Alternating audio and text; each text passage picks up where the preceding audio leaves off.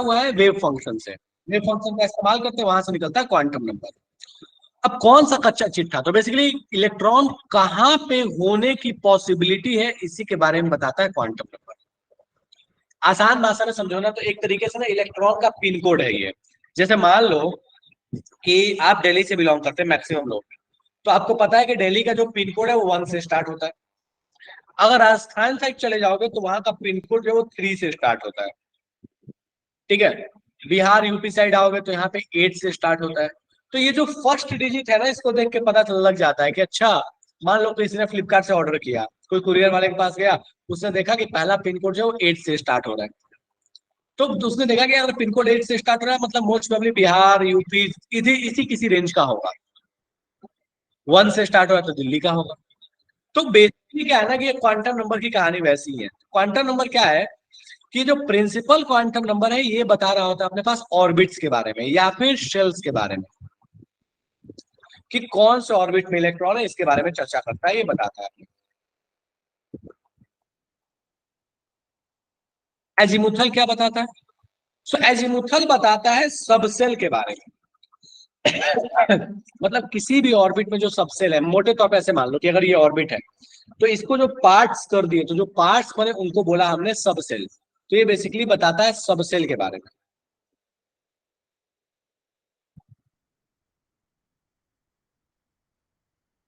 ठीक है। मैग्नेटिक किसके बारे में बताता है? सो बेसिकली सबसेल को ही फिर टुकड़े किए गए, तो जो उनको टुकड़े करके मिला उसके बारे में बताता है मैग्नेटिक। ये मोटे मोटे तौर पे इसको बोल रहे होते हैं अपन ऑर्बिटल्स के बारे में बताता है। और फिर ऑर्बिटल्स के अंदर में कहानी आती है स्पिन की। अब इंपॉर्टेंट बात ये है कि ये जो तीनों क्वांटम नंबर है ये मिलता है श्रोडिंगर से, ये इसका श्रोडिंगर से कोई लेना देना नहीं है। तो बेसिकली जो प्रिंसिपल एजीमुथल और मैग्नेटिक है ये तीनों श्रोडिंगर से मिले हुए हैं। मोटे तौर पे कहानी क्या है? मोटे तौर पे कहानी ये है कि ऑर्बिट को तोड़ा तो सबसेल बना, सबसेल को तोड़ा तो ऑर्बिटल बना। तो ये एक बेसिकली ना वैसी वाली कहानी है, कंट्री कंट्री में हो गया स्टेट, स्टेट के अंदर में क्या हो गया, टाउन हो गया। तो बिल्कुल वैसी कहानी है कि शेल है, सेल के अंदर में आपके पास सबसेल है, और सबसेल के अंदर में आपके पास क्या है, ऑर्बिटल है। अब सवाल उठता है कि भैया इन सब की कहानी कैसी है, सेल कितना होगा, सबसेल कितना होगा, ऑर्बिटल कितना होगा, इनका क्या क्या नेम हो सकता है, वो सारी कहानी हम बात करने वाले हैं, ठीक है। चल, तो एक एक करके बात करते हैं। सो कहता है कि अगर आपके पास कोई शेल है, मान लो कि किसी ने बोल दिया कि आपके पास एक ऑर्बिट है, फिफ्थ ऑर्बिट, ठीक है। चलो देखते हैं इसको।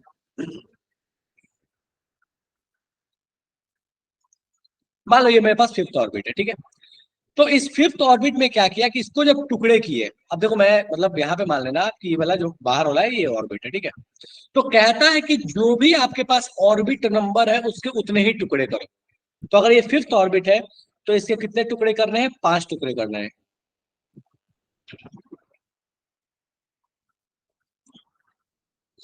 चलो, तो ये आपके पास कहानी हो गई। मान लो ये टुकड़े हो गए, 1 2 3 4 5। अब इसका जो एक टुकड़ा हुआ उसको बोला हमने सबसेल, कोई दूसरा टुकड़ा हुआ वो भी अपने पास सबसेल है। तो बेसिकली इसमें कितने सबसेल होंगे, 5 सबसेल होंगे। एंगुलर मोमेंटम सबसे लास्ट में, angular angular node, angular node कल करा दिया था ना, प्लेनर नोड एंगुलर नोड दोनों तो बता दिया था। फटाफट से मैं एक बार फिर से बता देता हूँ। yes. कल बता दिया था, ठीक है। नहीं है तो फिर लास्ट में पूछना है मेरे से, कोई दिक्कत नहीं है, ठीक है। चलो, अच्छा ठीक है सुल्ताना लास्ट में मुझे याद दिला। चलिए, तो अपने पास कहानी क्या है कि ये इसके मैंने 5 टुकड़े कर दिए। तो मोटे मोटे तौर पे ऐसे समझना है कि कोई भी ऑर्बिट में कितने, या कोई भी सेल में कितने सबसेल होंगे, तो जो उसका ऑर्बिट नंबर होगा। अगर ऑर्बिट नंबर 4 होगा तो उसमें 4 टुकड़े करने हैं, 3 होगा तो 3 टुकड़े करने हैं, 2 होगा तो 2 टुकड़े करने हैं, और एक ही ऑर्बिट हुआ तो उसका एक ही टुकड़ा रहेगा, उसको टुकड़ा करने की जरूरत नहीं है। तो किसी में सेल में, किसी भी सेल में कितने सबसेल हो सकते हैं, तो बेसिकली उस सेल के नंबर के बराबर। चलो, तो प्रिंसिपल क्वांटम नंबर हमें बताता था ऑर्बिट के बारे में, 1 2 3 4।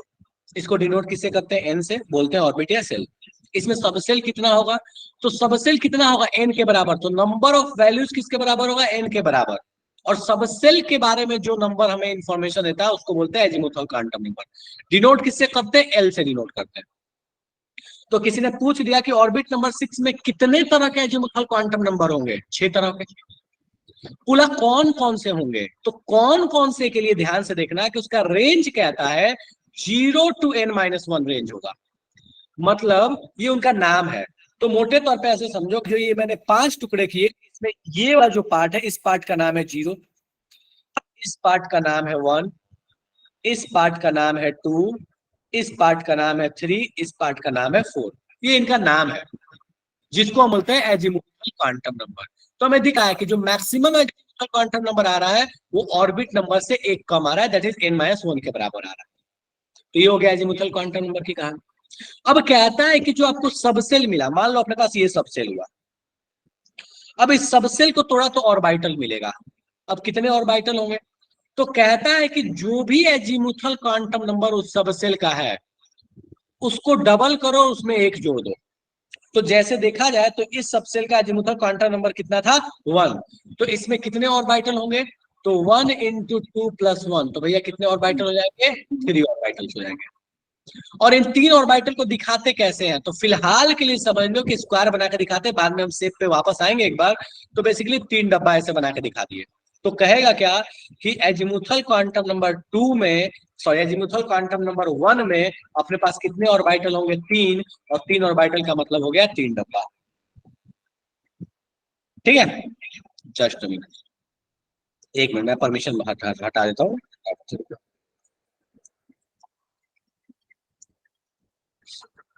चलिए ठीक है, तो ये अपने पास कहता है that is magnetic quantum number. Range कहां से कहां होता है, -L2 + L। -L2 + L का मतलब क्या हो गया, मान लो कि अपने पास एजीमुथल क्वांटम नंबर 2 था, तो -2 -1 0 1 2 कितने टोटल हो गए, 5 हो गए। और ये नाम है सिर्फ -2 -1 0 1 2 इज द नेम ओनली। -2 और 2 में ये नहीं समझना कि अच्छा -2 कोई छोटी चीज होगी 2 बड़ी चीज होगी, नहीं, ये इनका नाम है सिर्फ। तो अपने पास 5 ऑर्बिटल आ जा रहे हैं। तो बेसिकली कितने ऑर्बिटल्स आ रहे हैं, 2l+1, जितना भी एजीमुथल क्वांटम नंबर है मल्टीप्लाइड बाय 2 + 1, यही वाली कहानी। नंबर ऑफ वैल्यूज कितना होगा, तो 2l+1। बताता क्या है ये बताता है orientation of orbital. Orientation of orbital का मतलब है कि कैसा ऑर्बिटल है, मतलब कि वो px है, x एक्सिस पे बैठा हुआ है, py है, y एक्सिस पे बैठा हुआ है, या pz है कि z एक्सिस पे बैठा हुआ है। एजीमुथल क्या बताता है हमको कि शेप ऑफ ऑर्बिटल, क्यों एक्स वो एस है, पी है, डी है, एफ है, आएंगे उस पे, उसके बारे में बाद में बात करेंगे ऑर्बिटल्स के बारे में। सो ये 3 कहानी हो गई, 3 वैल्यूज हो गई। चलो एक एग्जांपल एक और मैं समझाता हूं। मान लो अपने पास किसी ने बोल दिया कि सेल नंबर 4 है, मतलब एन की वैल्यू 4 है, एन की वैल्यू मान लो 4 है। सो एन की वैल्यू में एल की कौन कौन सी वैल्यू एग्जिस्ट कर सकती है, 0 1 2 3, डन है। अब कहता है इसमें एल का तो वैल्यू पता चल गया। अब कहता है सारे के सारे एल में एम कौन कौन सा एग्जिस्ट करता है, that is magnetic quantum number. तो 0 वाले में क्या एग्जिस्ट करेगा, सिर्फ 0। 1 वाले में -1 0 और +1। 2 वाले में -2 -1 0 1 2। 3 वाले में -3 -2 -1 0 1 2 3। सो बेसिकली यही आपके पास कहानी है क्वांटम नंबर्स की, ऑर्बिट नंबर 4, इसमें ये सारे एजीमुथल क्वांटम नंबर, हर एजीमुथल क्वांटम नंबर में कितना मैग्नेटिक क्वांटम नंबर हो सकता है। अब किसी ने पूछ लिया कि बताओ इस पूरे सेट में कितने ऑर्बिटल्स आपको दिखेंगे, ऑर्बिट नंबर 4 में कितने ऑर्बिटल्स हैं, काउंट करके देखो तो टोटल कितने आ रहे हैं। तो यहाँ पे 1, यहाँ पे 3, यहाँ पे आपको 5 और यहाँ पे आपको 7, टोटल जोड़ के बताओ मुझे कितना आ रहा है, सर 16 आ रहा है। तो मुझे अच्छा, तो मुझे एक और भी बात पता चल गई कि किसी भी ऑर्बिट में कितने ऑर्बिटल्स होंगे, तो मुझे सीधा सीधा फॉर्मूला पता चल गया कि अच्छा नंबर ऑफ ऑर्बिटल्स जो होता है वो होता है, आपको आपके पास सीधे सीधा बोल सकते हैं कि नंबर ऑफ ऑर्बिटल्स कुछ और नहीं है, दैट इज n² के बराबर है। जो भी आपके पास ऑर्बिट नंबर है उसको स्क्वायर कर दो, आपको पता चल जाएगा उसमें कितने नंबर ऑफ ऑर्बिटल्स रहने वाले हैं। डन है, यहाँ तक में देख लो, मुझे बताओ यहाँ तक में कोई दिक्कत है तो फटाफट से बात करेंगे, फिर आगे बात करेंगे। क्लियर है सर, फिर से बोलो, क्लियर है सर। ठीक है चलेगा। चलिए बढ़िया, ये शायद आप पहले भी पढ़ चुके हैं, कोई दिक्कत नहीं, स्टिल फिर से आप नेक्स्ट कहता है, हाँ बोलो सुल्ताना। एक सेकंड मुझे मैसेज देख लो तो। मैग्नेटिक बता दो फिर से, ठीक है। तो मैग्नेटिक और मैग्नेटिक क्वांटम नंबर बताता है बेसिकली ऑर्बिटल्स के बारे में। ये ऑर्बिटल का एक तरीके से नेम है। उससे पता क्या चलता है ऑर्बिटल के बारे में? तो ऑर्बिटल का ओरिएंटेशन पता चलता है। ओरिएंटेशन का मतलब है कि वो कैसे ऑर्बिटल रखा हुआ है, एक्स एक्सिस पे है, वाई एक्सिस पे है, किस प्लेन में है, एक्स वाई प्लेन में है, वाई जेड प्लेन में है, कौन से प्लेन कौन से एक्सिस में रखा है, उसके बारे में ये इन्फॉर्मेशन दे रहा होता है। डन है। डन है जितना सर। मैग्नेटिक क्वांटम नंबर होगा उतना ही नंबर ऑफ ऑर्बिटल्स होंगे। बात करते हैं, ठीक है। चलिए, सो ये अपने पास हो गया कि भैया कौन सा एन, एल और एम हो सकता है। अब कहता है स्पिन क्वांटम नंबर। तो देखो स्पिन क्वांटम नंबर क्या है ना, कि इसकी दो ही वैल्यू हो सकती है, या तो प्लस हाफ या तो माइनस हाफ। क्या बताता है ये बताता है इलेक्ट्रॉन जो है वो किस तरीके से घूम रहा है उसके बारे में बताता है। पर ये कभी नहीं बताता कि वो क्लॉकवाइज घूम रहा है कि एंटी क्लॉकवाइज घूम रहा है, नहीं। वो बस ये बताता है कि अगर प्लस हाफ वाले को आप मान रहे हैं कि वो क्लॉकवाइज घूमता होगा तो माइनस हाफ वाला एंटी क्लॉकवाइज घूमता होगा। बस ये बताता है कि जो दो इलेक्ट्रॉन्स होंगे वो दोनों इलेक्ट्रॉन्स जो एक ऑर्बिटल में रह रहे होंगे उन दोनों का जो स्पिन है वो बिल्कुल अपोजिट होगा। तो स्पिन क्वांटम नंबर के सिर्फ दो ही वैल्यू पॉसिबल है, दैट इज प्लस हाफ और माइनस हाफ। इसके नंबर ऑफ वैल्यू सिर्फ दो हो सकते हैं। और ये ओरिएंटेशन ऑफ स्पिन बताता है इलेक्ट्रॉन का कि भैया इलेक्ट्रॉन किस तरीके से घूम रहा है, इसके बारे में ये कहानी बता रहा हूं। डन है। तो ये आपके पास कहानी हो गई इन चारों क्वांटम नंबर्स के बारे में कि चारों क्वांटम नंबर होते क्या है, इनकी वैल्यूज का रेंज क्या क्या है, और स्पिन क्वांटम नंबर का क्या मतलब है। ऑर्बिटल्स पे अभी बहुत ज्यादा नहीं गए, ऑर्बिटल्स के बारे में बाद में चर्चा करेंगे। पर इन वैल्यूज तक में कोई दिक्कत है तो मुझे बताओ, बात करें, वरना फिर आगे थोड़े क्वेश्चंस करें। सर क्लियर है। चलेगा, चलो ठीक है। सो तो बोलता है बताइए मैक्सिमम नंबर ऑफ, इसको तो बाद में करेंगे, इस पे आते हैं। हाँ, बोलता है कि N4 में, अच्छा छोड़ो रुक जाइएगा, बाद में करेंगे। हाँ, इस पे आते हैं। बोलता है इलेक्ट्रॉन का quantum number N L M S का वैल्यू दिया हुआ है, डिक्रीजिंग ऑर्डर ऑफ एनर्जी में पूछा है कि बताइए आपके पास एन एल एम एस का ऑर्डर दिया हुआ है, कौन से केस में आपको इन सबको अरेंज करना है in order of decreasing energy. Decreasing energy का मतलब क्या होता है मैं थोड़ा समझाता हूँ, बाद में बात करेंगे इसमें। मोटे तौर पे आप ऐसे समझिए कि आपको n प्लस एल की वैल्यू आपको हर जगह निकालनी है और चेक करना है, जिसमें भी n प्लस एल की वैल्यू कम आएगी उसकी एनर्जी कम होगी। उस पर भी नहीं जा रहा मैं मुझे तो बस ये बता दो कि क्या ये जो चारों सेट ऑफ क्वांटम नंबर दिया हुआ है, क्या ये वैल्यूज पॉसिबल है या नहीं है, बस मुझे बता दो ये वैल्यूज पॉसिबल है या नहीं। मैं उस पर आ रहा हूँ, एनर्जी पे तो जा ही नहीं रहा। मुझे सारे सेट ऑफ क्वांटम नंबर बताते जाओ, ये पहला वाला पॉसिबल है नहीं है। एक में जीरो हो सकता है, जीरो में जीरो हो सकता है, जीरो में हाफ हो सकता है, हो सकता है। दो यस में एक सर। हो सकता है, एक में माइनस एक हो सकता है, हाफ हो सकता है। थ्री में जीरो हो सकता है, जीरो में माइनस वन हो सकता है, माइनस हाफ हो सकता है। टू में जीरो, सॉरी टू में जीरो, जीरो में जीरो, हाफ हो सकता है। चलो एनर्जी पे बाद में आएंगे। ये अगला बोलता है कि बताइए कौन सा set of quantum number incorrect है। फटाफट से चेक करो, बताओ कौन सा सेट इनकरेक्ट है, जल्दी। Sir B. बस बी। Answer B. डन है। तो बोलता है तीन में एल की वैल्यू तीन तो किसी जिंदगी में नहीं हो सकती, क्योंकि एल की मैक्सिमम वैल्यू दो हो सकती थी, यहाँ पे तीन दे दिया जो कि महाफर्जी है, जिसकी कोई पॉसिबिलिटी नहीं है। नेक्स्ट क्वेश्चन, ठीक है। सॉरी इस पे नहीं, वो क्वेश्चन मिस हो गया शायद, मैंने यहाँ पे रखा था बट ठीक है शायद कॉपी नहीं हुआ, ठीक है। एनीवेज, तो ये आपके पास हो गया ऑर्बिटल की कहानी कि भैया ऑर्बिटल्स क्या होते हैं, कैसे चलता है, ठीक है। अब चलो आते हैं थोड़ा सा अपन ऑर्बिटल्स के बारे में कि ऑर्बिटल क्या होते हैं, कैसा होता है, क्या शेप होता है, इसके बारे में चलिए। सो हमने लास्ट क्लास में जब बात किया था तो हमने वहां पे प्लेन्स व्लेन्स थोड़ा बहुत बात करे था, नोड वोड क्या होता है। अब जरा सा बात करते हैं ऑर्बिटल्स के बारे में। देखो ऑर्बिटल्स की कहानी क्या है, मतलब ऑर्बिटल्स का मतलब सीधा सा ये है कि वो ग्राफिकल रिप्रेजेंटेशन जहां पे इलेक्ट्रॉन की पाए जाने की पॉसिबिलिटी सबसे ज्यादा है, और ये प्रॉपर तरीके से मैथमेटिकल ग्राफ है। एटम के अंदर में ऐसा होता है ये बात नहीं कहा जाता। This is a mathematical graph, only एक ग्राफ है, ठीक है। तो कहता क्या है कि इलेक्ट्रॉन के पाए जाने की पॉसिबिलिटी की जब चर्चा की गई है तो अपने पास चार तरह के ऑर्बिटल्स अभी तक डिस्कस हुए हैं, दैट इज और क्वेश्चंस करवा रहा हूँ इशू, बस थोड़ा सा इसको करा लेने दो मुझे। एस, पी, डी और एफ, ये 4 ऑर्बिटल्स के बारे में चर्चा की गई है। कहता है कि एस ऑर्बिटल जो है बचपन में पढ़ चुके थे, स्फेरिकल होता है। पी कैसा होता है? डमरू शेप होता है। डी कैसा होता है? डबल डमरू होता है। और एफ कैसा होता है? तो एफ Irregular. की कहानी ऐसी है कि ये डबल डमरू जो है ना, इसको आप कुछ इस तरीके से समझ लीजिए। अच्छा मुझे बताओ, कोई बताएगा क्या कि एफ का शेप कैसा होता है? सर फिक्स नहीं होता ना, इरेगुलर होता है। इरेगुलर होता है, डिफ्यूज होता है।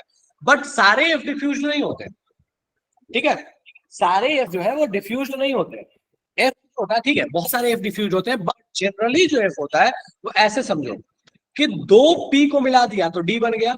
इसी तरीके से जो एक बलून लो और बलून में डी टाइप का शेप बना लो और 2 डी टाइप के शेप वाले को मिला दोगे ना तो एफ बन जाएगा। सारा एफ जो होता है ना वो नहीं होता डिफ्यूज, ठीक है?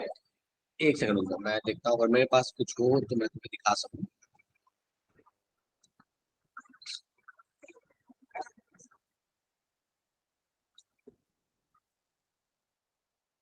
एक सेकंड रुको। छोड़ो, बाद में मैं देखता हूँ, एक सेकंड बस रुको।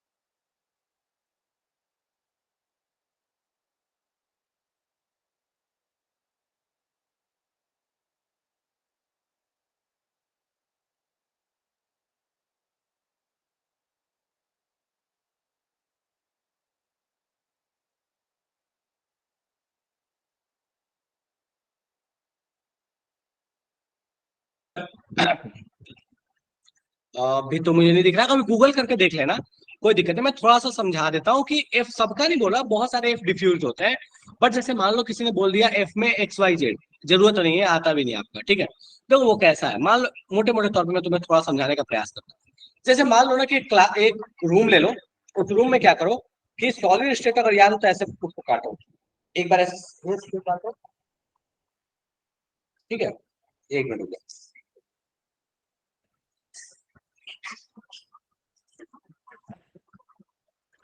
एक बार ना ऐसे ऐसे काटो, ऐसे काटो और ऐसे काटो, ठीक है? 4 बार ऐसे काट दिया और 4 बार काटा तो तुम्हारे पास 8 क्वाड्रेंट बन गया, 4 ऊपर और 4 नीचे। सारे क्वाड्रेंट में ना एक एक, ये जो डंबल वाला एक एक पार्ट है ना, इसको रख दो। ये जो एक एक वाला पार्ट है ये सेंटर है, सेंटर से एक इधर, एक इधर, एक इधर, एक इधर, एक नीचे, एक यहाँ पे, एक यहाँ पे, एक यहाँ पे। इमेजिन कर पा रहे हो मैं क्या बता रहा हूँ? Yes sir. Yes, sir. ठीक है? हाँ, तो जैसे ये वाली कहानी ना बिल्कुल वैसी कहानी होती है एफ वाले की, सबकी नहीं होती। जैसे ये अभी जो मैंने बताया वो D F X Y Z का है, ठीक है? तो इस तरह से अलग अलग, जैसे डी वाला में डी जेड स्क्वायर वाले में जो तुम्हारे पास डिफ्यूज होता है, जो गोल गोल घूम रहा होता है, जिसको हम बोल रहे हैं, ठीक है? तो बिल्कुल वैसी वाली कहानी है, बट मोटे मोटे तौर पे एक आइडिया दे दिया कि एफ होता कैसा है, ठीक है? चलो,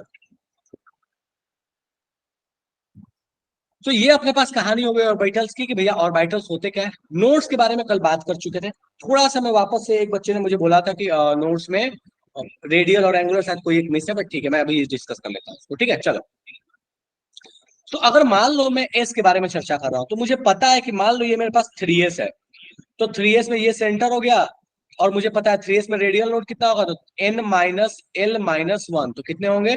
2 होंगे। तो अपने पास हो गया ये एक नोड हो गया मान लो अपने पास, ये एक नोड हो गया मान लो अपने पास। और अगर एनर्जी ग्राफ याद हो तो हमने लास्ट क्लास में बात किया, सॉरी, पॉसिबिलिटी ग्राफ इलेक्ट्रॉन का, तो प्रोबेबिलिटी में ऐसे जाएगा, फिर ये ऐसे गया, फिर अपने पास ऐसे जाके ऐसे निकल गया, ठीक है? तो इस तरह से हम बात कर चुके थे। क्योंकि ये सारे नोड्स रेडियल डिस्टेंस पे हैं तो हम इसको बोलते हैं this is radial node. Angular node का मतलब क्या हुआ? नोडल प्लेन जो था उसको बोलते हैं एंगुलर नोड। अब जैसे मान लो पी है अपने पास, अब ये 2p है, तो 2p में अगर मैं जानूं कि रेडियल नोड निकालें तो रेडियल नोड क्या होगा, तो n -l-1 0, मतलब यहां से सेंटर से तुम इधर बढ़ो या रेडियली इधर बढ़ो तो तुमको कोई नोड नहीं मिलेगा, लेकिन इसमें नोडल प्लेन मिलेगा। नोडल प्लेन का मतलब क्या हो गया कि भैया that is equals to L, या फिर एंगुलर नोड जिसको बोलते हो, कितना मिलेगा, एक एंगुलर नोड का मतलब ये वाला, ठीक है, ये वाली चीज। अब एक्चुअली जब पी देखते हैं ना तो पी एक्चुअली ऐसा होता नहीं है, पी एक्चुअली देखो ऐसा होता है, तो थोड़ा सा जो अच्छे से डायग्राम देखेंगे ना तो थोड़ा ऐसा देखने को मिलेगा, और बीच में अच्छा खासा खाली गैप मिलेगा। हम भले कंटिन्यूटी बना लेते हैं बट बीच में ना अच्छा खासा खाली गैप मिलता है। ये जो खाली गैप है ना, this is basically nodal plane. Last class में किसी ने पूछा था कॉनिकल वाला, देखो कॉनिकल में ध्यान से उतर गया था, उसने बताया भी तो था शायद, बट ठीक है स्टिल ये वाली जो चीज है, ये जो कॉनिकल यहाँ पे ऐसे बन रहा है ना, this is the conical nodal, conical node, ठीक है, इस तरीके से बना, चूंकि ये कोन बना है ना, दिस इज कॉनिकल नोड, ठीक है। तो ये आपके पास कहानी हो गई कि नोडल प्लेन क्या होता है, नोड्स क्या होते हैं, एंगुलर नोड क्या है, रेडियल नोड क्या है। मान लो किसी डी का पूछ दिया तो डी की कहानी क्या होगी, डी में ऐसे है, ठीक है, तो हमको पता है डी में इसका मतलब अपने पास क्या जाने वाला, तो एक देखो ऐसे जाएगा और एक अपने पास कैसे प्लेन आ रहा है ऐसे, तो ये जो दोनों प्लेन्स हो गए ये बेसिकली क्या हो गया अपने पास, एंगुलर नोड हो गया या फिर नोडल प्लेन हो गया। डन है क्या, यहां तक में ऑर्बिटल्स कैसे होते हैं, नोडल प्लेन क्या है या एंगुलर नोड क्या है, रेडियल नोड क्या है, और ग्राफ वाली कहानी, ये सॉर्टेड है। सर यहाँ से एग्जाम में क्वेश्चन आते हैं? बिल्कुल आते हैं, क्यों नहीं आते। सर नहीं मतलब ये नोड नोड्स कितने होंगे, क्या होंगे, बिल्कुल आते हैं क्वेश्चन। आया था सर, इस संडे भी आया था। बिल्कुल बिल्कुल आते क्या हैं क्वेश्चन, आते हैं इससे, ठीक है।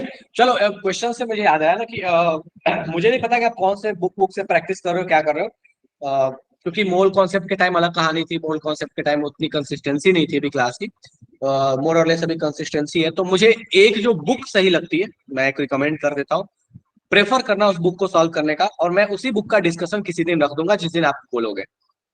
नरेंद्र अवस्थी सॉल्व करो, नरेंद्र अवस्थी का लेवल 1 जो है वो अपन डिस्कस कर लेंगे नेक्स्ट वीक में, जिस दिन भी कहोगे उस दिन डिस्कस कर लेंगे, ठीक है। आई गेस ठीक ठाक क्वेश्चन होंगे, 100 150 या उससे ज्यादा ही क्वेश्चन होंगे, और काफी अच्छी बुक है, चाहे वो जेई वाला हो चाहे वो नीट वाला हो, सबके लिए वो बहुत अच्छी बुक, मैं तो पर्सनली मानता हूँ बहुत अच्छी बुक है वो, ठीक है।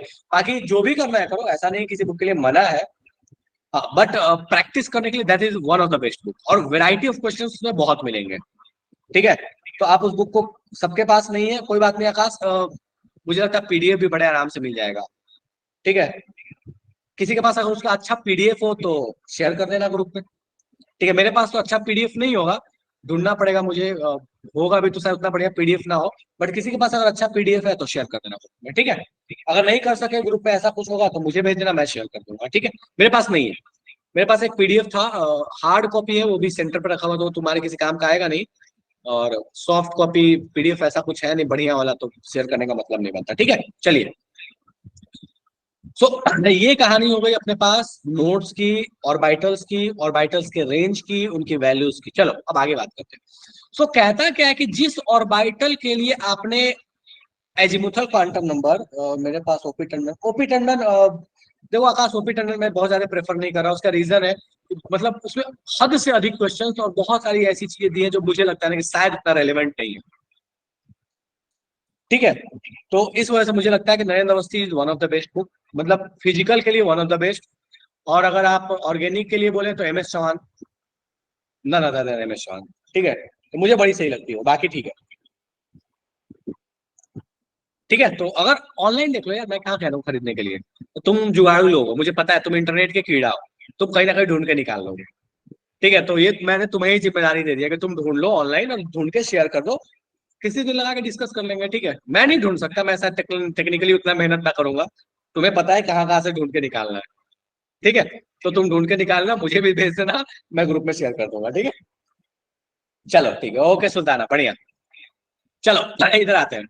सो कहता है ये जो आपने अजीमुथल क्वांटम नंबर का नाम 0 1 2 3 4 रखा था ना, इसको अगर आप चाहें तो एक और भी इसके घरेलू नाम से बुला सकते हैं, इसको एस बोल सकते हैं, इसको पी बोल सकते हैं, इसको डी बोल सकते हैं, और इसको एफ बोल सकते हैं, ये इनका घरेलू नेम है और कुछ नहीं है, ठीक है। जैसे घर का नाम होता है ना, किसी का नाम गोलू, छोटू, ठीक है, भिंडी, करेला, ऐसे नाम होते हैं ना, ठीक है। तो वैसा ही वाला नाम है ये। चलो अब उसी तरीके से जो यहाँ पे ऑर्बिटल्स के लिए जो मैग्नेटिक क्वांटम नंबर दिया है, इनके भी कुछ नेम्स हैं, जैसे कि जीरो वाले के लिए तो कुछ नहीं, पर देखो यहाँ पे -1 0 और 1 है और ये P वाला सबसेल है, तो इसमें बोलते क्या है कि ये चूंकि तीनों के तीनों अलग अलग एक्सिस पे होगा, कोई एक्स पे होगा, कोई वाई पे होगा, कोई जेड पे होगा, तो हम चाहें तो इसको एक्स वाई और जेड भी बोल सकते हैं। मतलब कि अगर मुझे एजीमुथल क्वांटम नंबर दे दिया 1 और मैग्नेटिक दे दिया, ध्यान देना, और मैग्नेटिक दे दिया मुझे मान लो कि 0, बोला कि बताओ ये कौन सा ऑर्बिटल होगा, तो 1 दिया तो P होगा, और 0 है तो वो एक्स भी हो सकता है, वाई भी हो सकता है, जेड भी हो सकता है, कोई भी हो सकता है, ऐसा मना नहीं है, लेकिन इन तीनों में से ही कोई होगा, या तो एक्स होगा, या तो वाई होगा, या तो जेड होगा, नाम है बस और कुछ नहीं है। उसी तरीके से डी वाले हैं, तो इसमें क्या होता है, एक को बोलते हैं एक्स स्क्वायर वाई स्क्वायर, एक को बोलते हैं जेड स्क्वायर, एक को बोलते हैं एक्स वाई, एक को बोलते हैं वाई जेड, एक को बोलते हैं जेड एक्स। मतलब क्या है इसका, तो देखो डी वाले में थोड़ा सा चर्चा कर लेते हैं।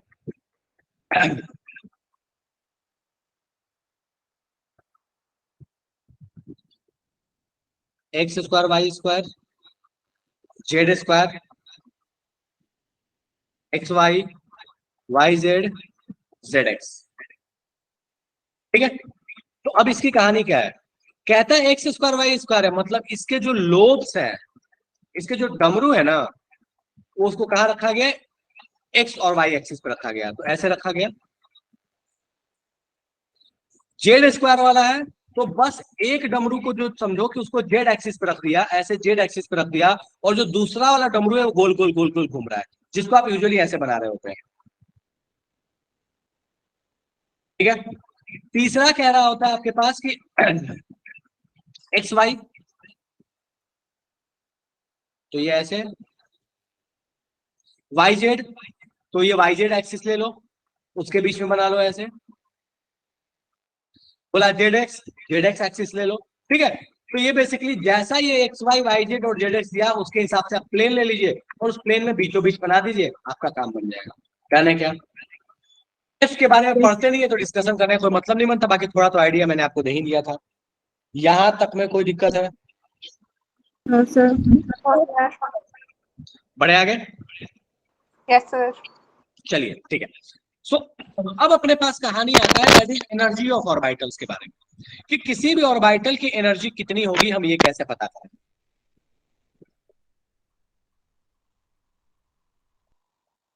अब पहले तो आपको ये ध्यान रखना है, ये रूल तभी लगेगा जब आपके पास नंबर ऑफ इलेक्ट्रॉन्स जो है वो ग्रेटर देन 1 हो।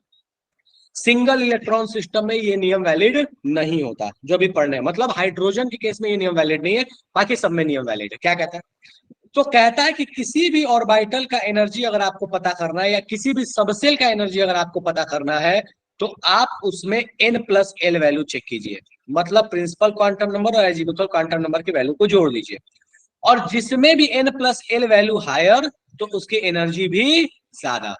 कितनी होगी एग्जैक्ट वैल्यू हम नहीं बता सकते, हम बस कंपेयर कर सकते हैं। एग्जैक्ट वैल्यू वहीं तक बता सकते थे जहां तक बोर्स मॉडल था, वो भी एक इलेक्ट्रॉन सिस्टम था, उसके बाद खेल खत्म। तो सिर्फ और सिर्फ आप कंपैरिजन कर सकते हैं कोई भी दो ऑर्बिटल में। ठीक है,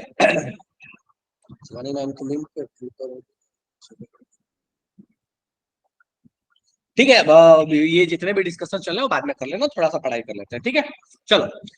तो कहता है कि एनर्जी ऑफ ऑर्बिटल जो है n+l वैल्यू पे डिपेंड करता है, जिसकी एनर्जी ज्यादा होगी उसके लिए n+l वैल्यू ज्यादा होगी। मान लो n+l सेम हो गया, तो क्या कहता है, तो कहता है कि अगर n+l सेम हो गया,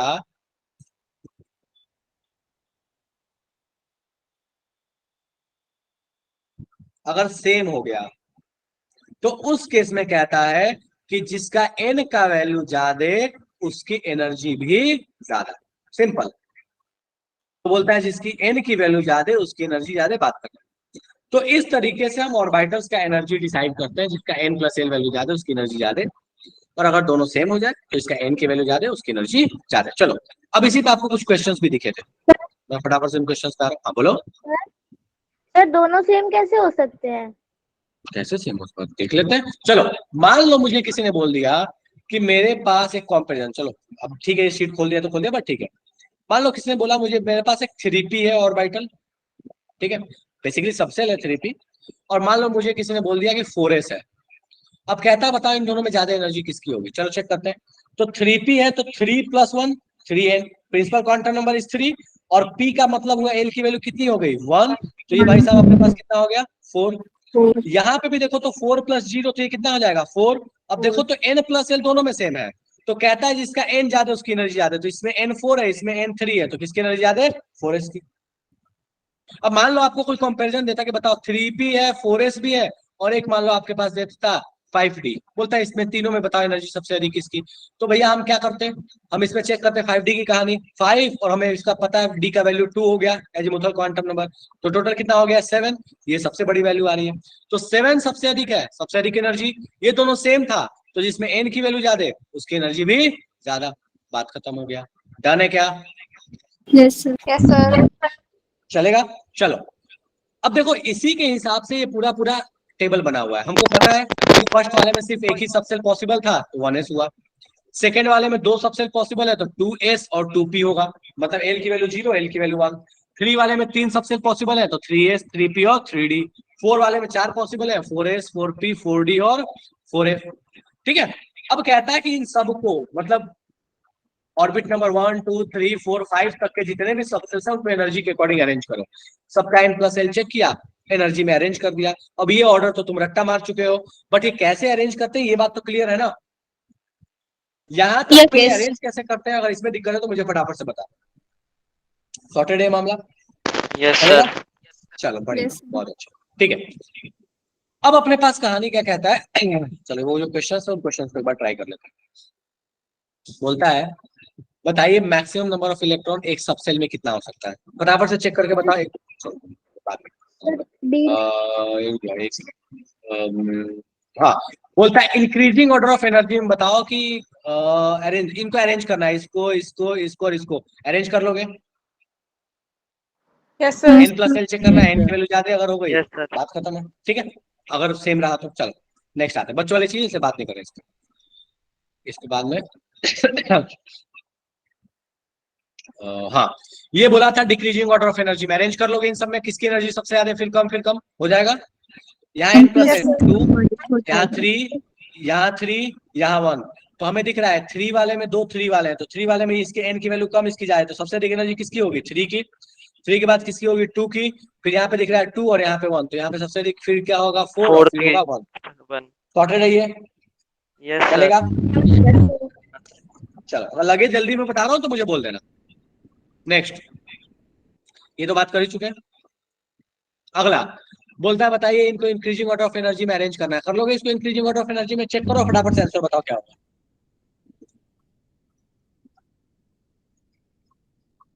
चेक करो आंसर बताओ।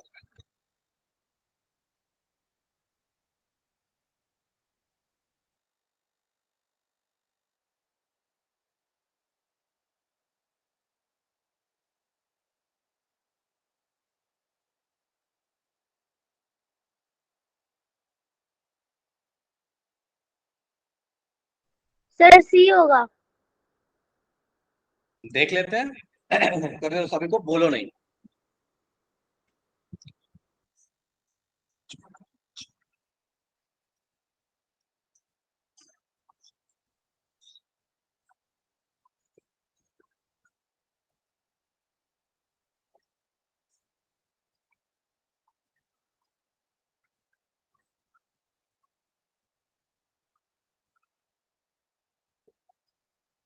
चलिए बढ़िया, तो लगभग जनता सॉल्व कर चुकी है, that is option number C. क्यों होगा भैया, हमें दिख रहा है यहाँ पे n+l, फटाफट से चेक करते हैं। n+l यहाँ 6, यहाँ 5, यहाँ 5, यहाँ 5, यहाँ 4, 4 वाला सबसे कम 6 वाला सबसे ज्यादा, तो ये तो क्लियर हो गया 5 सबसे कम होगा और 4 सबसे अधिक होगा। तो ऑप्शन मैच कर रहा है क्या यहीं से एक ही ऑप्शन तो मैच कर रहा है, 5 सबसे कम और 4 सबसे अधिक, बीच वाला चेक करने की जरूरत ही नहीं पड़ी। डर है क्या, चलेगा। बाकी बीच वाला चेक कर लो, कोई दिक्कत नहीं है। कैसे चेक कर रहे होंगे, तो भैया हमें दिख रहा है 5 वाले में, अब 5 वाले में सबसे अधिक n की वैल्यू किसकी है 2 नंबर की है, फिर किसकी है 3 नंबर की है, फिर किसकी है 1 नंबर की है, 2 3 1 खेल खत्म, ठीक है। चलो हाँ, अब आते हैं अपन प्रिंसिपल्स पे। तो देखो बेसिकली इलेक्ट्रॉन को फिल करने के लिए हमें 3 प्रिंसिपल की जरूरत पड़ती है।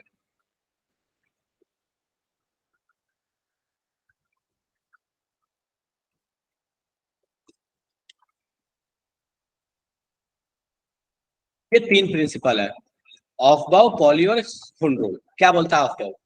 आसान शब्द में बोलता है इलेक्ट्रॉन को हमेशा आप lower energy to higher energy subshells में भरिएगा। पहले लोअर एनर्जी का सबसेल, फिर हायर, फिर हायर, फिर हायर। सबसेल्स बोल रहा हूँ, ऑर्बिटल नहीं कह रहा। ऑर्बिटल क्यों नहीं कह रहा है? क्योंकि एक सबसेल के जितने भी ऑर्बिटल्स होते हैं वो डी जनरेट होते हैं। मतलब कि अगर डी सबसेल में 5 ऑर्बिटल तो पांचों की एनर्जी सेम है, तो आप उसमें किसी को भी पहले भर सकते हो, उसमें कोई मनाही नहीं है। आप किसी को, आपको मन करे डी एक्स वाई को पहले भरो, डी जेड स्क्वायर को पहले भरो, पी एक्स को पहले भरो, पी वाई को बाद में भरो, पी जेड को पहले भरो, तो उसमें कोई मनाही नहीं। तो कहता क्या है, lower energy to higher energy आप हमेशा इलेक्ट्रॉन्स को भरिए। चूंकि आपके पास सबसेल्स में जो एनर्जी है वो सेम है, तो आप वहां पे सबसे बोल लें। ऑर्बिटल भी बोले तो फर्क नहीं पड़ता, क्योंकि ऑर्बिटल क्या होता है, सारे सेम एनर्जी वाले डी जनरेट। ठीक है, नेक्स्ट आते हैं। नेक्स्ट कहता है हुंड रूल। हुंड रूल कहता है कि आपके पास इलेक्ट्रॉन्स को जब कभी भी आप पेयरिंग कराएं किसी भी सबसेल में, मान लीजिए मैंने पी में भरना था 4 इलेक्ट्रॉन, तो मैंने 3 डब्बे बना दिए, मुझे पता है पी में 3 डब्बे होंगे, तो 1 इलेक्ट्रॉन भरा, 2 इलेक्ट्रॉन भरा, 3 इलेक्ट्रॉन भरा। अब मैं ऐसे एरो क्यों बना रहा हूँ, हाफ एरो? ये हाफ एरो बताता है कि इलेक्ट्रॉन का स्पिन जो है वो किसी एक डायरेक्शन में, मुझे नहीं पता कौन सा डायरेक्शन है, मुझे ये पता है किसी एक डायरेक्शन में। ठीक है, कहता है कि जो दूसरा आएगा जस्ट इसका अपोजिट डायरेक्शन आएगा, वो चाहे जो भी आएगा जिस भी डायरेक्शन में जाए, बस अपोजिट होना चाहिए, मतलब इससे। ठीक है, तो बोला कि जब आप इसमें 4 इलेक्ट्रॉन भरना हो तो पहले सारे डब्बे में एक एक डालिएगा और फिर इनका क्या कराइएगा, पेयरिंग कराइएगा।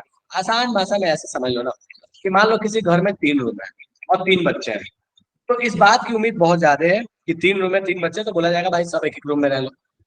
फिर मान लो कि कोई किसी का कोई रिलेटिव का कोई बच्चा आ गया, तो बोला जाएगा एक तो भाई तुम पेयरिंग कराओ, अब एक के साथ रहो। फिर दूसरा आ गया तो दूसरे को पेयरिंग, फिर तीसरा आया तो तीसरे को पेयरिंग। या मान लो कि अब वो पेयरिंग अलग अलग रूप में भी हो सकता है। ठीक है, मान लो कोई लड़का है तो हो सकता है कि 15 साल बाद उसके जीवन में कुछ हो जाए, सहनाई बच जाए, तो पेयरिंग हो जाएगी। तो depend on the case, but ठीक है मैं उस पर नहीं जा रहा। पॉइंट क्या है कि अगर आपके पास 3 अलग अलग रूम्स हैं तो पहले सिंगल सिंगल भरा, और उसके बाद क्या कराया कि जब वो सारे डी जनरेट वाले भर गए तब जाके उनकी पेयरिंग स्टार्ट की। डन है मामला? चलेगा? चलो, यस सर। तो ये आपके पास कहानी हो गई हुंड रूल की। हुंड रूल कहता है कि भैया आप पेयरिंग तभी कराइएगा जब सारे डी जनरेट वाले के पास एक एक इलेक्ट्रॉन पहुंच जाए। पॉली क्या कहता है? पॉली भाई साहब कहते हैं कि आपके पास जो चारों सेट ऑफ क्वांटम नंबर होगा किसी भी एटम में, किसी भी इलेक्ट्रॉन के लिए, वो कभी भी सेम नहीं हो सकता। कोई एक तो सेट ऑफ क्वांटम नंबर अलग होना ही पड़ेगा। मतलब एन एल एम और S, N L M S किसी भी 2 इलेक्ट्रॉन का सेम नहीं हो सकता है। कोई एक को तो बदलना पड़ेगा, एक से ज्यादा बदल जाए बात अलग है, लेकिन कम से कम एक को बदलना है।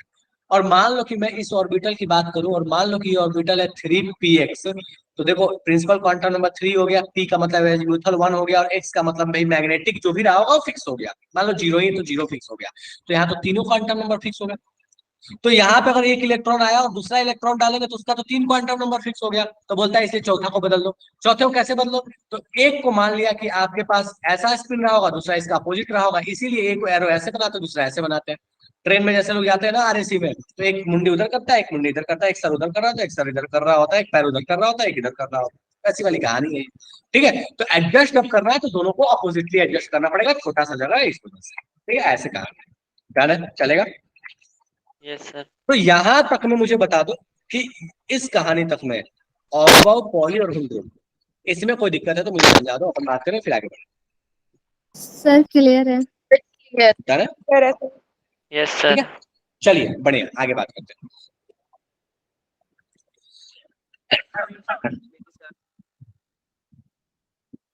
अब इस क्वेश्चन पे आते हैं। बोलता है कि एक सबसेल में मैक्सिमम कितने इलेक्ट्रॉन्स हो सकते हैं, बताओ कौन सा फॉर्मूला सेटिस्फाई करा। आंसर कोई बोलेगा नहीं, आराम से सोचो और मुझे बताओ कि एक सबसेल में कितने इलेक्ट्रॉन्स हो सकते हैं। ठीक है, एक सबसेल में ऑर्बिटल कितना होगा, 12+1, जस्ट स्टार्ट में बात किए थे। और एक ऑर्बिटल में कितने इलेक्ट्रॉन, 2, तो 2 × 12+1, खत्म खेल, ऑप्शन नंबर बी। चलो, ये हो चुका। इस पे आते हैं, इलेक्ट्रॉनिक कन्फिगरेशन, ये तो तुमको लिखने आता है, स्टिल लास्ट में बात करेंगे। नेक्स्ट बोलता है कि बताइए मैक्सिमम नंबर ऑफ इलेक्ट्रॉन्स, ये थोड़ा अच्छा क्वेश्चन है, थोड़ा ठीक ठाक है। बोलता है बताइए maximum number of electrons that can present in a cell having n की वैल्यू 4 हो और ms की वैल्यू हाफ हो। मतलब स्पिन क्वांटम नंबर हाफ हो, ऐसे कितने इलेक्ट्रॉन्स हो सकते हैं? आराम से सोच के मुझे बताओ, मैक्सिमम इलेक्ट्रॉन्स पूछा है, सोचो और फटाफट से बताओ।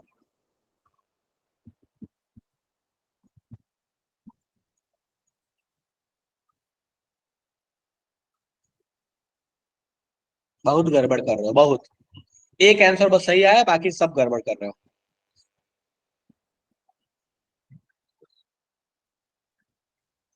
ऐसे कितने इलेक्ट्रॉन्स हो सकते हैं जिसमें n की वैल्यू 4 हो और ms की वैल्यू -½ हो?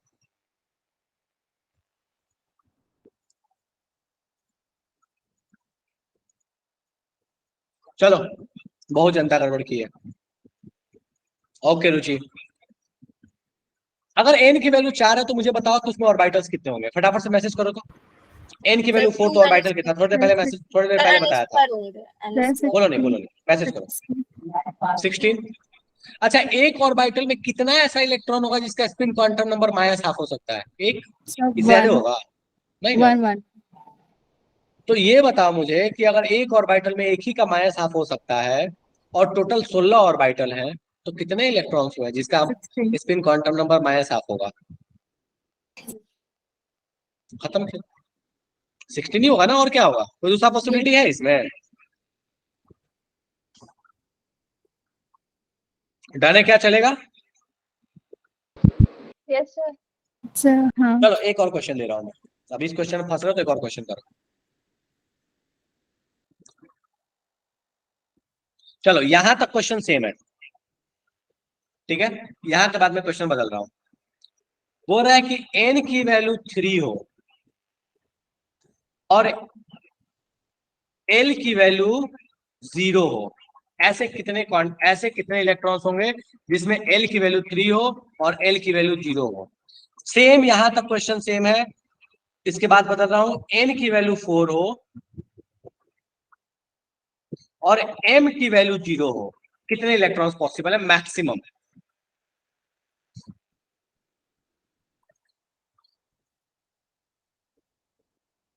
ms हटा दिया, इसमें n4 ms हाफ दिया था, इसमें दिया n3 और l0, इसमें दिया n4 और m0। करो फटाफट से। अनीश, अनीशा गड़बड़ है, आकाश ठीक है, सामिया गड़बड़ है। अरे भाई साहब एक बात बताओ, n की वैल्यू 0 है तो n की वैल्यू 0, तो उसमें l की वैल्यू कितनी कितनी हो सकती है? 0 1 2। और l की वैल्यू 0 अगर होगी तो उसमें कितने इलेक्ट्रॉन्स आ सकते हैं? 2 आएंगे ना, एक कैसे आएगा? सोच के बताओ जरा मेरे को। l की तो वैल्यू 0 होगी तो 2 इलेक्ट्रॉन्स आ सकते हैं ना।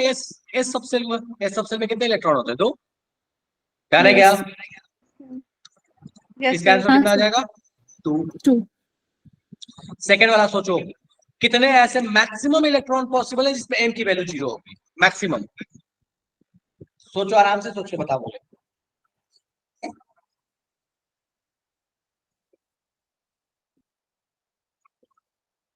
चलो 2 3 लोगों ने तो सही आंसर दिया है, बाकी जनता गड़बड़ी कर रही है।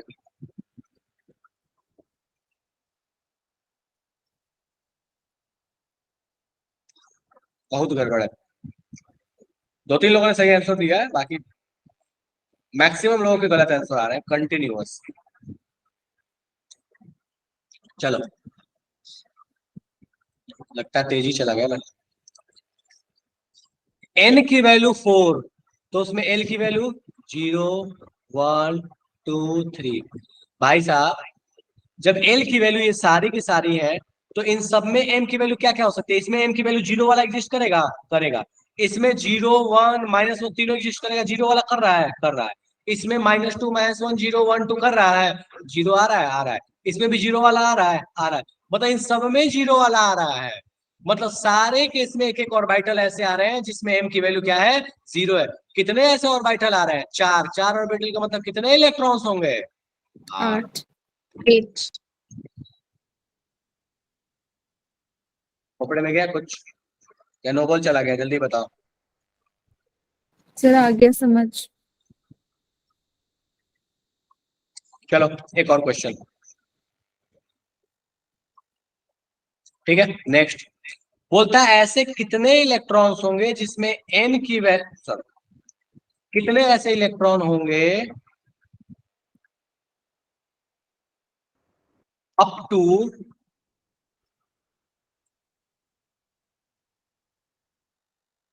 टू n इक्वल्स टू 5 में, जिसके लिए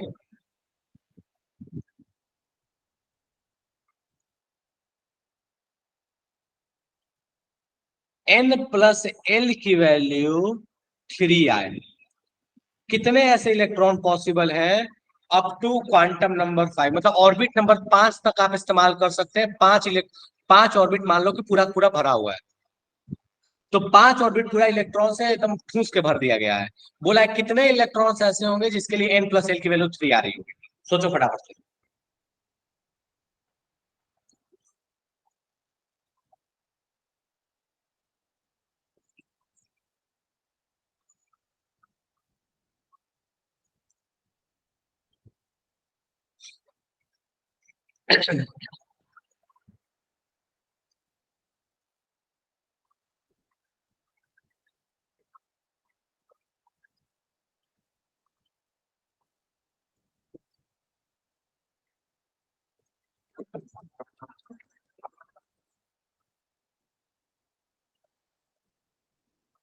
गड़बड़ आ रहा है आंसर?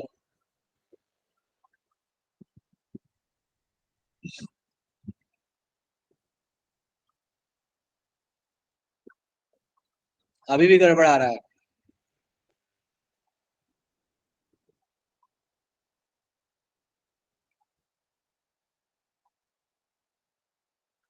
एक आंसर बस अभी तक सही आया है। हाँ, कुछ और लोग के भी आंसर अभी सही आया है।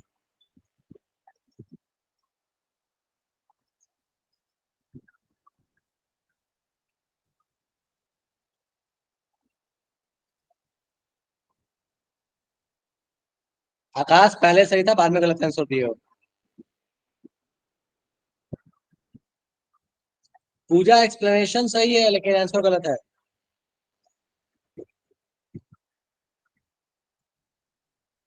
संध्या बढ़िया, चलो ठीक है, लगभग लोगों ने, बहुत सारे लोगों ने इम्प्रूव किया। देखो, n प्लस l 3 कब हो सकता है? या तो आपके पास 3s हो, यही होगा ना, या तो आपके पास 2p हो। 1d नाम की तो कोई चीज होती नहीं है, तो ये तो होगा नहीं। चलो, 3s में कितने इलेक्ट्रॉन? 2। 2p में कितने इलेक्ट्रॉन? 6। टोटल कितने इलेक्ट्रॉन? 8। खेल खत्म। क्या नहीं है? चलेगा, देखो फटाफट से। चलो एक और क्वेश्चन इसी पैटर्न, बहुत झोल कर रहे हो उसमें।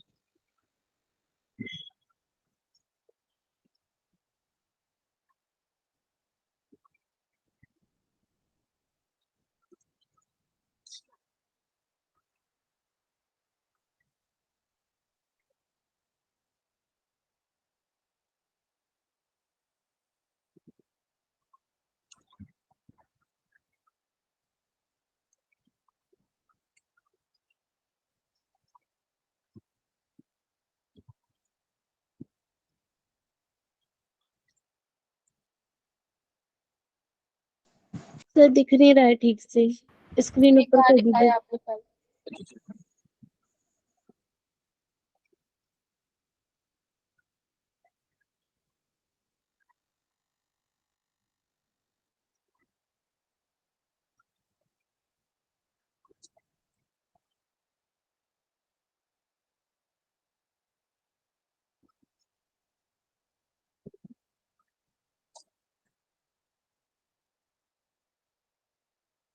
बोलता है कितने ऐसे इलेक्ट्रॉन होंगे जिसका m की वैल्यू या तो 0 हो या तो 1 हो इन n इक्वल्स टू 5। बोलता ऑर्बिट नंबर 5 में कितने ऐसे इलेक्ट्रॉन होंगे, जिस मैक्सिमम नंबर ऑफ इलेक्ट्रॉन्स जिसमें m की वैल्यू 0 हो या 1। शुरू हो जाओ। m 0 या तो 1।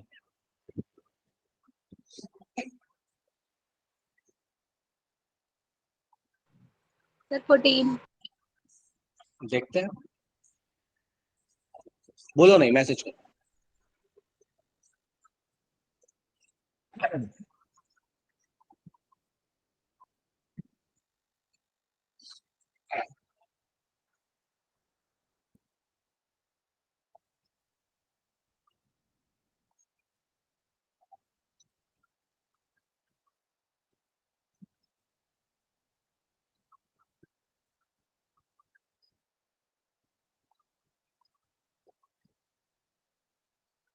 अधिकतर लोग का आंसर गलत गड़बड़ आ रहा है। एक आंसर मुझे अभी सही दिख रहा है, दो आंसर सही दिख रहा है।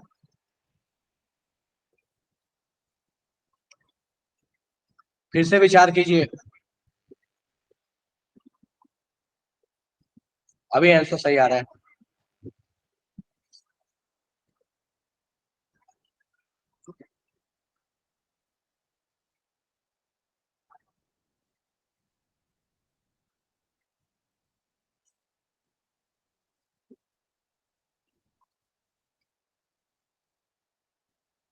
चलिए ठीक है, बढ़िया। सो ऐसे कौन कौन से होंगे एम की वैल्यू 0 या एम की वैल्यू 1? देखो 0 है एम की वैल्यू और एन 5 है, तो 5 में हो सकता है 5s हो सकता था। चलो सारे लिख लेते हैं, 5s, 5p, 5d, 5f, 5g, ये हो सकता है ना 5। जी के बारे में नहीं पढ़ते बट ठीक है, ले लिया। चलो एम 0 वाला किस में होगा? तो एम 0 जो है वो सब में एक एक होगा, ऑब्वियस है। Yes sir. और m इक्वल्स टू 1 वाला सारे के सारे सबसेल में कितना होता है? इसमें तो एक भी नहीं होगा, इसमें एक होगा, इसमें एक होगा, इसमें एक होगा, इसमें एक होगा। तो कितने ऑर्बिटल्स टोटल दिख रहे हैं? 5 4 9, तो टोटल 9 ऑर्बिटल्स दिख रहे हैं। और 9 ऑर्बिटल का मतलब हो गया आपके पास 18 इलेक्ट्रॉन्स। डन है क्या? Yes sir.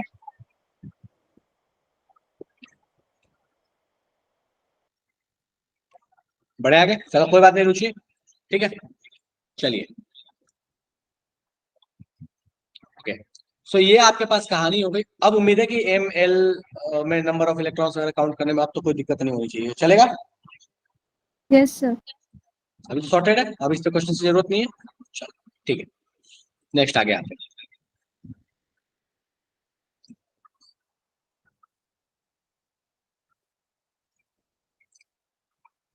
चलो एक आध क्वेश्चन है, ये क्वेश्चन ऐसे दिया हुआ था, इसका उससे कोई लेना देना नहीं, बट क्वेश्चन ये काफी अच्छा है। ठीक है, फोटो इलेक्ट्रिक वाली कहानी है। बोलता है कि बताइए एनर्जी का, फोटोन के एनर्जी का वेवलेंथ के साथ कौन सा ग्राफ बनेगा? फटाफट से देख के बताओ तो मुझे कौन सा ग्राफ बनेगा। D sir. देख लेते हैं, मैं ऑप्शन फटाफट से मैसेज सर करूंगा। डी। डन है, इनवर्स प्रोपोर्शन है, कोई दिक्कत नहीं है। चलो तो ऐसे मुझे क्वेश्चन दिख गया तो मैंने इसमें डाल दिया, ठीक है। चलो अब बात कर लेते हैं थोड़ा सा स्टेबिलिटी ऑफ ऑर्बिटल्स के बारे में। ऑलरेडी मुझे उम्मीद है कि शायद आप पीरियडिक टेबल में पढ़े होंगे, पर स्टिल बात कर लेते हैं। सो बहुत बार होता क्या है कि हम ये कहते हैं कि D9 जो है वो स्टेबल नहीं होता, D10 स्टेबल होता है, due to symmetry and energy of transition. इन दो वजह से, एक तो सिमेट्रिकल रीजन है, दूसरा एनर्जी ऑफ ट्रांजिशन, कि D9 नहीं D10 ज्यादा स्टेबल होता है। उसी तरीके से D4 नहीं D5 ज्यादा स्टेबल होता है। इसी वजह से क्रोमियम का कॉन्फ़िगरेशन D4 से D5 बन जाता है, कॉपर का कॉन्फ़िगरेशन D9 से D10 बन जाता है। ये चीजें आती है और इसको क्वेश्चन कराऊंगा, तो मुझे फटाफट से सर बताओ। आती है। सर आती है। तो पता है, ठीक है, चलो ठीक है, डन है। तो कॉन्फ़िगरेशन लिखने आपको ऑलरेडी आता है, ये मैं उम्मीद कर ले रहा हूँ, सिखा तो ऑलरेडी यहाँ पे भी दिया है थोड़ा बहुत, ठीक है। तो मेरा एक क्वेश्चन ये है, जो अभी पैटर्न सिखा रहा था उसी पे क्वेश्चन है। क्वेश्चन ये है कि बताइए जिंक, जिंक लेगा तो मजा नहीं आएगा, आयरन, हाँ। तो आयरन में कितने ऐसे इलेक्ट्रॉन्स होंगे जिसके लिए मैक्सिमम नंबर ऑफ इलेक्ट्रॉन्स, जिसके लिए स्पिन क्वांटम नंबर +½ आए? Maximum number of electrons in Fe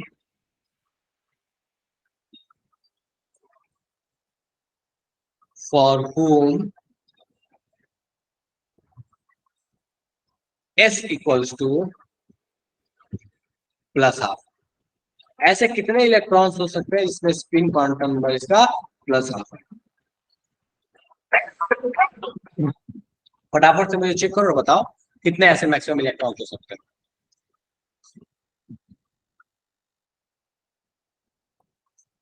Nikki गड़बड़ है,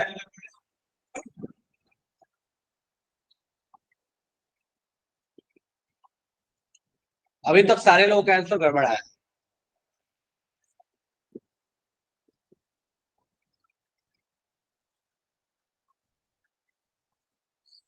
आकाश आप भी एक बार चेक कीजिए।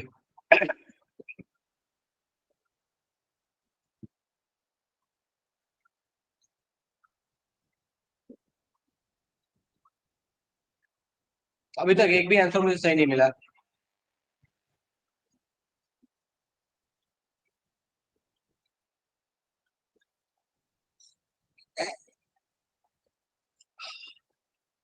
एक आंसर सही आया अभी।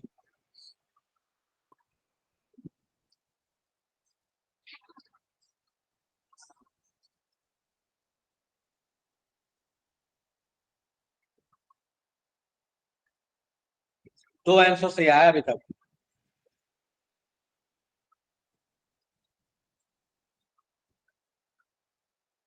आयरन में कोई ऐसा तो नहीं है ना जिसको लगता है इलेक्ट्रॉनिक कन्फिग्रेशन में मैं लिखना सिखाऊं? अगर ऐसा है तो हैंड रेज कर दो अभी फटाफट से, क्योंकि आप ये पढ़ चुके हैं पीरियडिक टेबल, तो उसमें भी आप सीख चुके हैं ये सारी चीजें। स्टिल मैं पूछ ले रहा हूँ, ठीक है।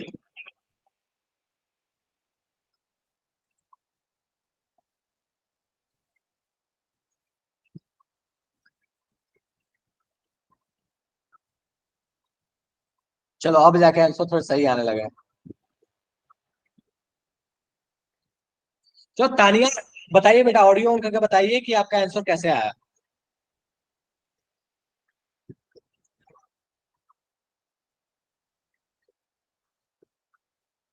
तानिया लेफ्ट? ये क्या बात हुआ, क्वेश्चन पूछा तो लेफ्ट? चलो ठीक है, कोई बात नहीं। तो सामिया बताएगी। सामिया बताइए कैसे आंसर आया आपका।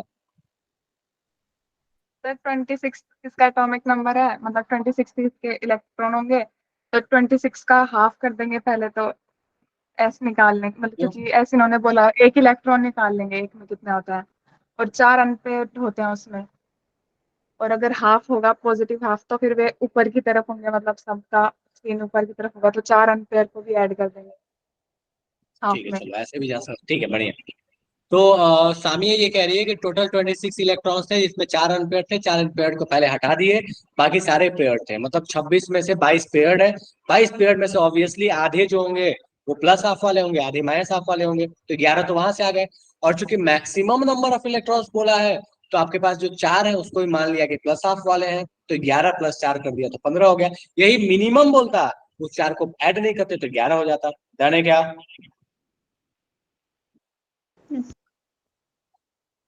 चलेगा। दूसरा तरीका, आप जनरल कॉन्फ़िगरेशन से सोच लेते लिख के, तो वो ज्यादा मेहनत का काम था, बट ठीक है, मैं एक कॉन्फ़िगरेशन यहाँ लिख देता हूँ।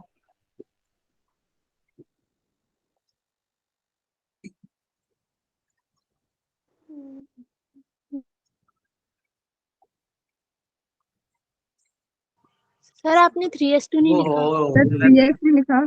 छूट गया, वही मैं छूट गया।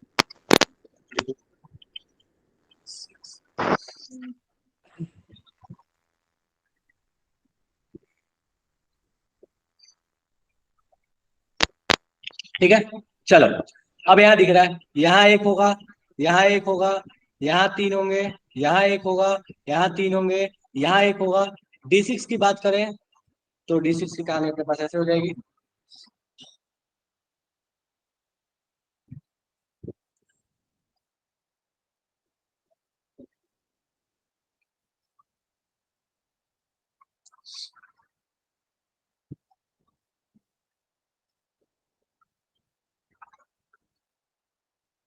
अब बोला कि मैक्सिमम जो होंगे वो प्लस हाफ होंगे, मैं मान लेता हूँ ऊपर वाले सारे प्लस हाफ है, तो ये कितने हो जाएंगे यहाँ से 5। तो इधर वाले हमें दिख रहे हैं, इधर वाले काउंट कर लो, इधर वाले जितने आ रहे हैं उसमें 5 ऐड कर दो, खेल खत्म हो जाएगा। ठीक है, मिनिमम बोलता तो हम क्या कर रहे होते हैं, हम इन पांचों को मान पे अपोजिट मान रहे होते हैं, तो सिर्फ एक ही ऐड होता, बात खत्म, 11 हो जाता, ऐसे 15 होगा। कहने क्या? यस ज्यादा मेहनत वाला ही मेथड पहले आता है, बिल्कुल रुचि। ये तो देखो, ये बहुत ऑब्वियस सा रूल है कि जो प्राइमरी मेथड्स होते हैं वो दिमाग में पहले आता है। किसी रास्ते से मान लो तो किसी अननोन जगह तुम जाते हो, तो पहले जो बड़ा रास्ता वही लेते हो जो मेन रोड होता है। बाद में पता चलता है अच्छा यहाँ जाने का शॉर्टकट्स भी है, लेकिन शॉर्टकट्स तो तब पता होते हैं ना जब तुमको मेन रोड का आइडिया हो, डायरेक्शन का आइडिया हो, सारी चीजों का आइडिया हो। तो शॉर्टकट्स तभी काम करते हैं जब आपको प्राइमरी रास्ते आते हैं। शॉर्टकट्स एक बार में बहुत मुश्किल से आते हैं, वो प्रैक्टिस करोगे तभी आएगा, ऐसे नहीं आएगा। डन है क्या? चलेगा ये? Yes sir. Yes sir. चलिए, ठीक है। 11 15 दोनों देता तो गलत ही आता, अगर ऑप्शन में 11 और 15। अच्छा 11-15 दोनों, देखो वही है, अब थोड़ा सा तुमने ट्रिक अगर मैं मिस कर दिया, थोड़ा सा तुमने अगर एरर कर दिया, इधर से उधर कर दिया, तो काम बिगड़ जाएगा। ठीक है, चलो इसी क्वेश्चन को मैं देता हूँ फॉर क्रोमियम। मुझे बताओ, सेम क्वेश्चन है, क्रोमियम के लिए कितने इलेक्ट्रॉन्स आएंगे फटाफट से। तो थोड़ा चेंज करता हूँ, मैं मिनिमम कर देता हूँ।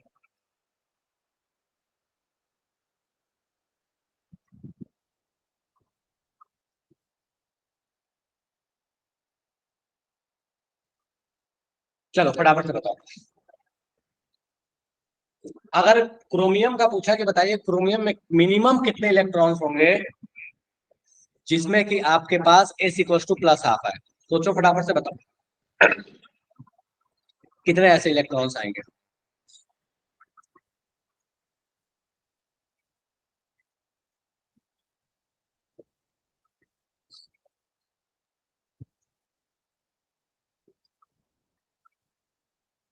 विचार करो, जितने लोग ऑप्शंस भेज रहे हैं, फिर से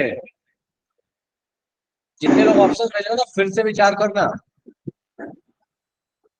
कुछ लोगों ने सही आंसर भेजा, बाकी लगभग जनता गलत आंसर दी है। धड़ाधड़ धड़ाधड़ जो आंसर भेजे जा रहे हो। सर मिनिमम बोला है ना, तो जो चार मिनिमम बोला अनपेयर्ड है। है तो उनकी प्रोबेबिलिटी तो माइनस हाफ होने की भी हो सकती है ना, जो चार अनपेयर्ड है। सर बिल्कुल है, अनपेड वाले और तो यही हमारे लेना। कैलकुलेट नहीं करेंगे ना। मिनिमम जब बोल रहा हूं तो इसका मतलब जितने भी अनपेयर्ड है उन सबको माइनस हाफ ही तुम्हें कंसीडर करना है, प्लस हाफ कंसीडर करना ही नहीं है। तो सर फिर तो 10 ही होगा। सर 10 ही तो आएगा। देखते हैं 10 होगा तो देखते हैं। चलो रुचि बताएगी, रुचि बताओ 9 कैसे आ रहा है। सर वो मुझे याद है कि एक तो एस में से आता है, तो एस तो एक प्लस हाफ एक माइनस हाफ होगा ना, तो एक माइनस हो जाएगा। खत्म, चलो और क्या। एक बात बताओ मुझे कि आपने जब क्रोमियम का कॉन्फ़िगरेशन लिखा तो यहां तक तो कहानी सेम है, चलो मान लिया, कोई दिक्कत नहीं है।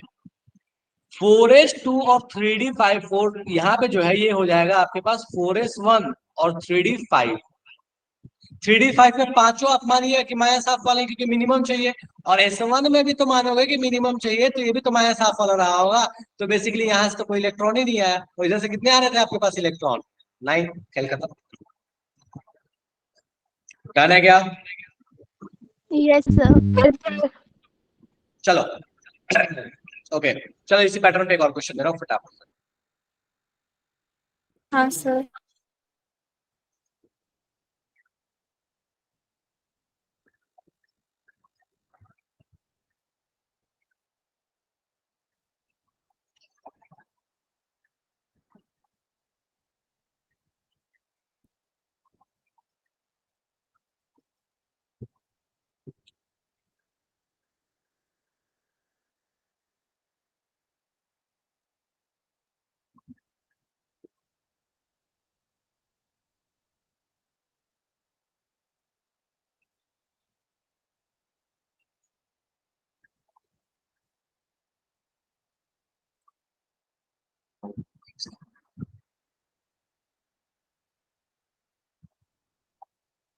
चलो पहले इसी हुआ, फिर थोड़ा सा इसको और आगे बढ़ा। बोलता है Fe+3 में कितने ऐसे होंगे जिसका S प्लस हाफ हो सकता है मैक्सिमम। कैन हैव पूछ दिया, मतलब आपको समझना है कि मैक्सिमम बोला है। नहीं अगर इसे है तो आप इसका मतलब समझिए दिस इज मैक्सिमम। Fe+3 दिया, याद रखना।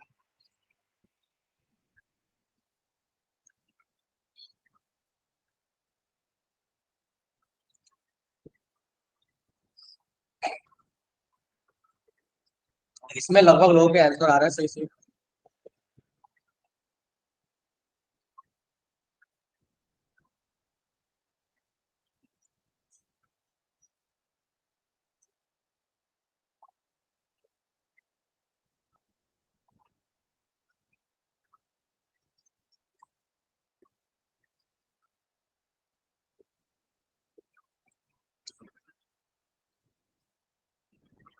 चलो Fe+3 का मतलब क्या है? Fe+3 का मतलब है कि 3p तक तीन तो ना कहानी, सुन लो। अगर लास्ट वाला कहानी में देखूं तो यहां तक तो कहानी सेम है, ठीक है। इसके बाद की कहानी बदल गई है, इसके बाद की कहानी क्या रही होगी? तो 4s हो गया होगा 0 और 3d हो गया होगा 5। अब तुम देखो तो वहां तक तो आपके पास कितने इलेक्ट्रॉन्स होंगे, जिसके पास प्लस हाफ होगा तो वो 9 थे। यहां से मैक्सिमम कितने हो सकते हैं, 5। टोटल कितने हो सकते हैं, 14। डन है, चलेगा यस क्या? Sir. Yes sir. Yes sir. इसमें कोई, हाँ बोलो।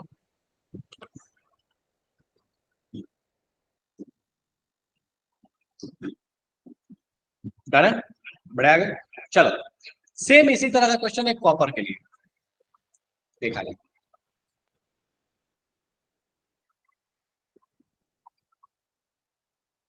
लेकिन आयन कौन सा है मैं दे रहा हूं।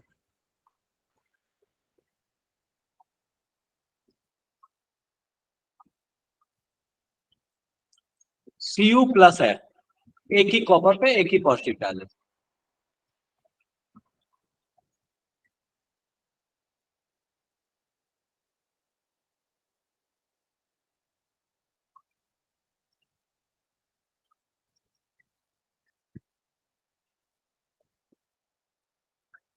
बोलता है Cu प्लस में कितने इलेक्ट्रॉन होंगे जिसपे magnetic quantum number plus half हो सकता है। बढ़िया। और माइनस हाफ वाले कितने होंगे, मिनिमम कितना होगा ये बताओ, छोड़ो मैक्सिमम छोड़ो, मिनिमम कितना होगा। Minimum number of electrons in Cu plus that can have m equals two plus half. Minimum number of electrons,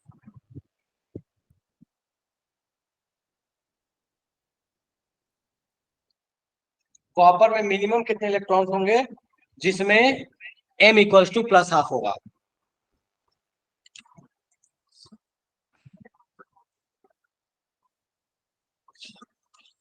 same कहानी रहने वाला है, ठीक है। जब कॉपर प्लस बोल रहा है तो आपके पास टोटल कितने इलेक्ट्रॉन्स थे, 28 है। और कॉन्फ़िगरेशन क्या आ रहा है, तो यहां तक तो कहानी सेम है। इसके बाद देखो तो यहाँ पे 4s1 होता, उसमें से एक इलेक्ट्रॉन निकाल ही दिया क्योंकि Cu प्लस बोला है, तो ये 4s हो गया है 0। और ये आपके पास 3d कितना हो गया है, 10 हो गया है। 3d 10 का मतलब क्या है, ये सारे पेयर है। अब A to Z पेयर है, तो मिनिमम या मैक्सिमम बोले मैग्नेटिक क्वांटम नंबर, तो क्या बदलने वाला है, कभी किसी जीवन में बदलेगा ये, कभी कभी नहीं बदलेगा।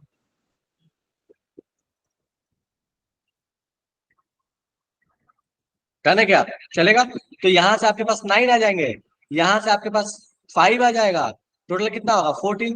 तो चाहे मिनिमम बोले चाहे मैक्सिमम बोले, प्लस हाफ वाला और माइनस हाफ वाला टोटल क्या होगा, 0।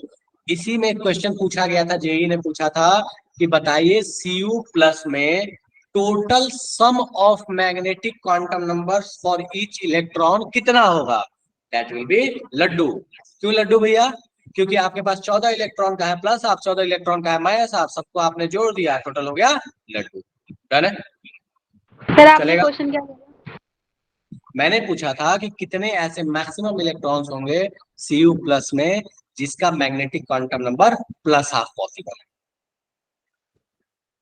और जेई का जो क्वेश्चन था उसमें बोला था कि कुछ ऑप्शंस भी थे उसके, बट उसमें एक पार्ट ये था कि कॉपर आयन में Cu plus ion that is cuprous ion में जितने भी इलेक्ट्रॉन्स हैं उन सबके मैग्नेटिक क्वांटम नंबर का सम लड्डू होता है। उसी पे क्वेश्चन बेस्ड था, ठीक है, चलेगा। मुझे फटाफट बता दो यहां तक में कोई समस्या है, जल्दी से बताओ यहां तक नो कोई सर। समस्या, बात करेंगे फिर आगे बढ़ेंगे। चलिए ठीक है, तो अभी तो खैर वक्त हो गया सभा समाप्त करने का। उम्मीद करते हैं कि आप जो आपको बुक बताया था दैट इज नरेंद्र अवस्थी, नरेंद्र अवस्थी बोला था, हाँ। तो नरेंद्र अवस्थी का लेवल 1 आप कंप्लीट कर लीजिएगा। नेक्स्ट वीक में आप जिस भी दिन कहिएगा उस दिन अपन डिस्कशन रख लेंगे। मुझे एक बार देख के बता देना कितने क्वेश्चन है, और अगर किसी के पास अच्छा पीडीएफ है, आप एक्सपर्ट हैं इस मामले में पीडीएफ ढूंढने में, आप मुझे ढूंढ के भेज दीजिएगा और मैं ग्रुप में डाल दूंगा, या खुद ही आप डाल दीजिएगा और मुझे बता दीजिएगा, मैं उस दिन डिस्कशन रख दूंगा। डन है, जिसके पास हार्ड कॉपी सॉल्व कर लो, कोई दिक्कत नहीं, ठीक है। और जिस भी दिन डिस्कशन रखेंगे 100 क्वेश्चन का डिस्कशन करेंगे उसमें, ठीक है। मुझे डेट बता दो कौन से दिन रखना है, मंडे रख लो, नेक्स्ट मंडे। हाँ जी सर, नेक्स्ट मंडे। बोलो फिर से, नेक्स्ट मंडे सही है सर। संडे। नेक्स्ट फिर संडे संडे रख लो। नहीं सर, मंडे सही है। सर नहीं संडे है, को तो हमारा टेस्ट है सर। संडे रहने दो, मंडे रख लेंगे, ठीक है। Okay sir. हाँ मंडे रख लेंगे, ठीक है। चलो कंप्लीट करना और सर ग्रुप एक में डाल क्वेश्चन देना था याद सर। से। कैसे बोलो? सर एक क्वेश्चन था सर। हाँ बोलो। सर अगर हंट्स रूल सब पर वैलिड हो रहा है तो सर पॉली भी अपने आप वैलिड होगा ना? कहाँ पे वैलिड होगा?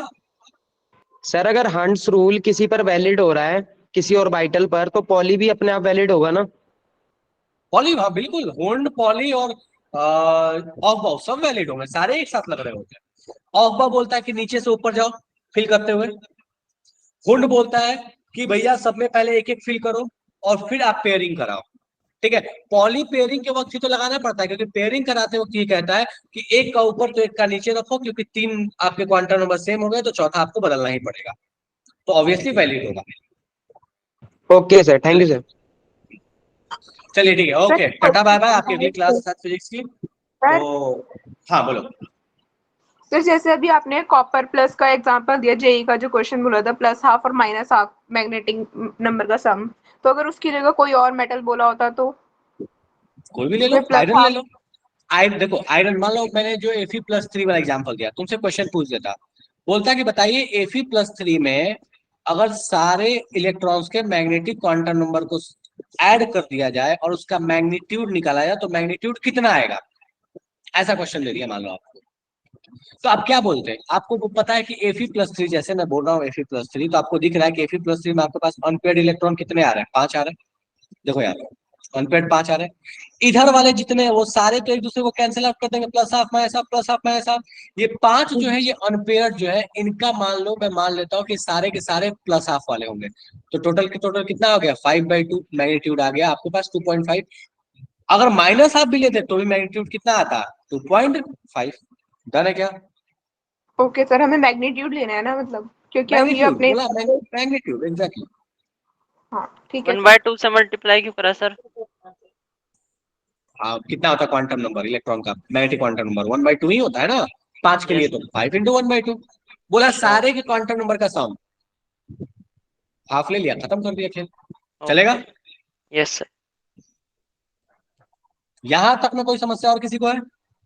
नहीं है? No sir. चलिए ठीक है, तो अगली क्लास में मंडे के दिन नो डिस्कशन सर। करेंगे, करके आइएगा, सॉल्व कर लीजिएगा याद से, ठीक है? चलो ठीक है, टाटा बाय बाय, अगली क्लास में फिर मिलते हैं, आगे की बात करेंगे। Bye sir. Bye. Bye sir.